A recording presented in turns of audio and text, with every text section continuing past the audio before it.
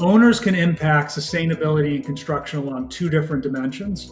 First is how they look at their buildings being built when it comes to lifetime operating and maintenance.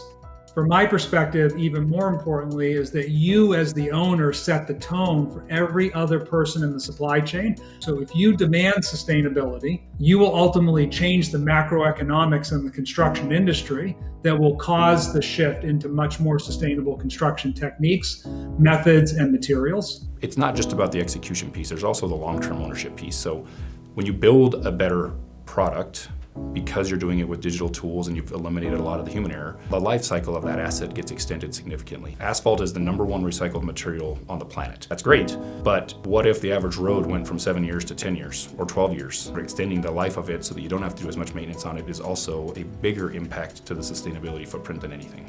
We can really help them to understand, yes, this might cost a little bit more upfront to have a green building, but it also provides so many savings over time and so many benefits to you, right? Like the air that your employees are breathing in every day is helping their health. I think where there's intentionality from the top, inevitably everybody is going to sign on.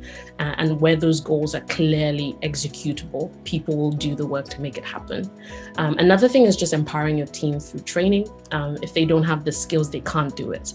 Put together a better plan and design process. The better the design, the less rework there is, so therefore there's less impact, there's less trucks adding to the carbon footprint. Owning and operating of that asset, you have all of that information because we created this ecosystem. So you know everything that was going on through the design, through the execution. You can start to predict when things are going to fail, which is really interesting when it comes to a road project. And I think that helps you better plan.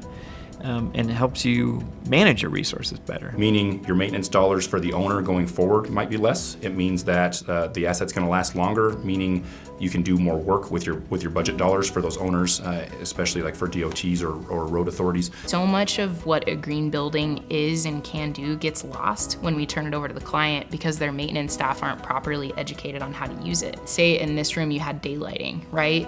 And you don't effectively teach a maintenance staff to utilize that part of your lighting controls, then they might just do a manual override and then you completely lose what you're gaining in energy savings and in sustainability. Part of my job is to make sure that when we turn over that building, that our client is fully aware of how best to use it and how they can take advantage of the sustainability of this building that, you know, their CEO or whoever agreed to spend X dollars making it a green building. I guess one thing that they might ask is, that sounds like a lot of work. Is it actually worth it? And actually research shows that sustainable design provides of value to all key stakeholders. So clients, the architects, the contractor, the people who actually use the building, right? So you can save your client capital and operational cost just by implementing sustainable measures.